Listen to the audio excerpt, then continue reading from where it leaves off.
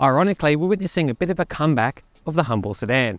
We've witnessed this body type be phased out by car brands over the past 10 years and replaced by SUVs, crossovers, and everything else under the sun. However, in 2023, I'm standing next to a new fully electric sedan, which I think is a great thing, and I'm glad to see this body type is back on the radar.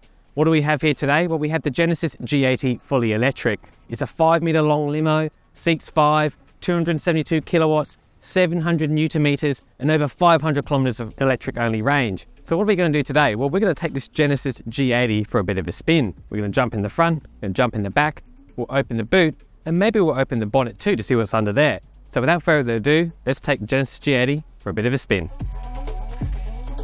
The 2023 Genesis Electrified G80 starts from around $145,000 before on-roads and options.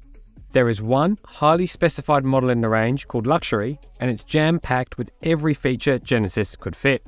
Aside from some no-cost options like alternative interior trim colours, the only cost extra additions are metallic or matte finish paint. All cars feature a dual-motor electric driveline with 272 kilowatts and 700 Newton meters of torque. Our test car was finished in Material Blue Metallic, which is a premium finish that costs $1,700 extra. That makes its drive-away price around $160,000, depending on which state you live in. Just a quick note on battery size and charging capability before we get in the car. The Genesis G80 fully electric has an 87.2 kilowatt-hour battery, and under the front charging flap here has two charging mechanisms, an AC and a DC fast charger. AC fast charging at 11 kilowatts per hour gives you about an 8-hour fully charge time versus DC, which will charge this car fully in just 2 hours. Jumping behind the wheel of the Genesis G80 for the first time, and you're instantly bedazzled by the wild interior presentation. Some of the materials are quite unique too, like this forged wood trim.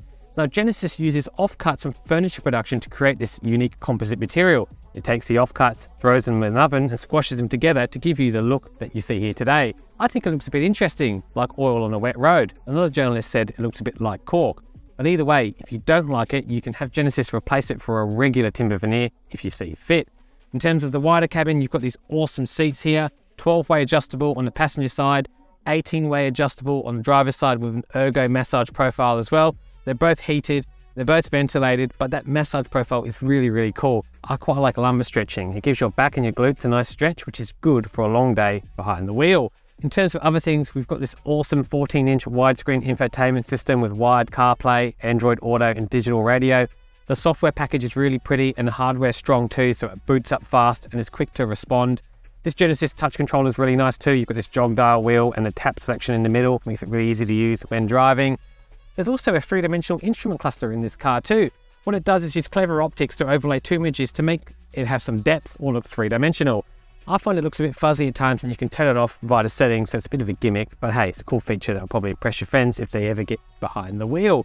In terms of the quality, it's really high-end in here too. We've got Alcantara headlining, soft touch materials everywhere, even soft touch down here, not that it matters, but it just shows you the efforts Genesis are going to give you a really high presentation for your money. Another nifty feature of the Genesis G80 Electric is the fact that it has 2 solar panels in its roof. What they do is charge a high voltage battery by using free energy from the sun. Sure, you're not going to fully charge your car by just parking it outside, but if you do park your car outside during work hours, you'll find that over a year's worth of use, you'll probably put a free trip in the car. How's that for free energy harnessing? As you can imagine, over in the second row, there's a decent amount of space in the back of a Genesis G80 Electric. I'm about 6 feet tall, and I've got good knee room. I've got good room for my upper torso, and plenty of headroom too.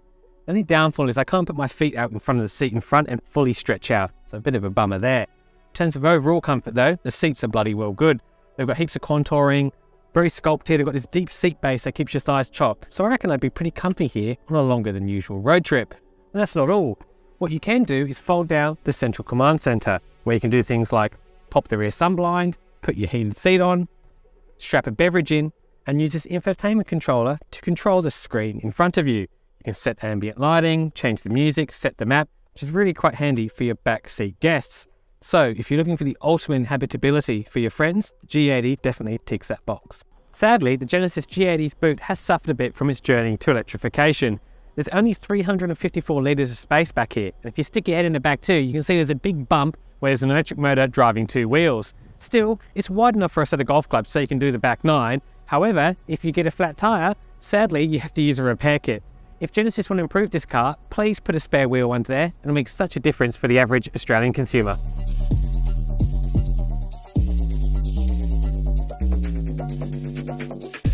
Before we begin, we'll discuss range and efficiency first up front. We're seeing 15 kilowatts per hour in this car, just after a highway run, which is about 4 kilowatts less than the official claim. If we continue at this rate, we'll be getting definitely more than 500 kilometers of range. However, if I tab through my settings, I can see that over the week or so we've had this car, we're up at around 19.5 overall, with some highway, some inner city and some town driving thrown in as well. That's pretty much bang on the claim, which means in reality, you will definitely get 500 k's of range out of this car, as long as you drive it like a regular human being. So with efficiency covered, what's it like to drive? Really comfortable, in fact. This Genesis G80 Electric has a road sensing mode that sort of detects bumps as you're driving and either tenses the car or relaxes it depending on the scenario or road you're about to hit. To be honest, you don't feel it working and you wouldn't know it was there if I didn't tell you, but what it does is iron the road flat. The car feels really comfortable, really composed, and even in its sports setting too, it comes alive a bit. It really is a multifaceted car, and its adaptive suspension system is really bloody good. The steering is good too, nice and quick lock to lock, and the car is a bit long too, so that quick steering helps alleviate the length of the car in tight car parks, which I quite like. If you're not used to driving a 5 meter long car, you'll probably get used to this one really quick, because it feels quite nimble as a result of that steering. Overall, the performance is absolutely fantastic as you expect. All-wheel drive, 270 odd kilowatts, 700 newton meters. It's a really, really fast car. However, the one thing I like most about it is the fact it's all-wheel drive. We were recently driving this car in some terrible conditions in the Southern Highlands district of New South Wales. We had an absolute torrential downpour, and to be honest, this car felt really composed despite its power. Back in the old days, you'd be driving a 300 kilowatt car or a car with 700 newton meters, and it would feel a little bit sketchy in the wet. This thing is a calibration masterclass. It's really composed, really comfortable, and an excellent suspension system does a good job with helping manage the power and make it feel confident. Something else I like about this car too is it's bloody whisper quiet. We say this about every electric car, but car brands are noticing now that you have to build a really well insulated cabin in order to make an electric car feel premium or different from the rest. And this car has absolutely great isolation. You can even turn the wipers on and barely hear them through the car. I don't know another car I've driven where you can just about hear the wipers inside the cabin.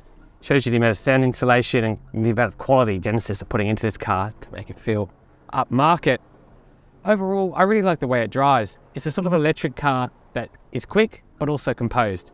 It can do luxury stuff, it can ferry 4 adults around in peace and quiet, but you put the boot into it and it absolutely flies too. A real Jekyll and Hyde car, which may confuse some buyers, but if you want to have your cake and eat it, put all your guests in the back and have some performance, for 150 grand, it's actually quite a compelling option. So, if you like your electric cars large and fast, then this Genesis G80 is probably the pick of the moment. The Tesla Model Y is not really available anymore in Australia, and the Porsche Taycan has a massive wait list, and it's pretty much a different sort of car to this one. If you want all the bells and whistles, over 500 k's of range, and that overt styling to go with it, with a curb appeal, then this Genesis G80 Electric represents the ideal choice for you right now.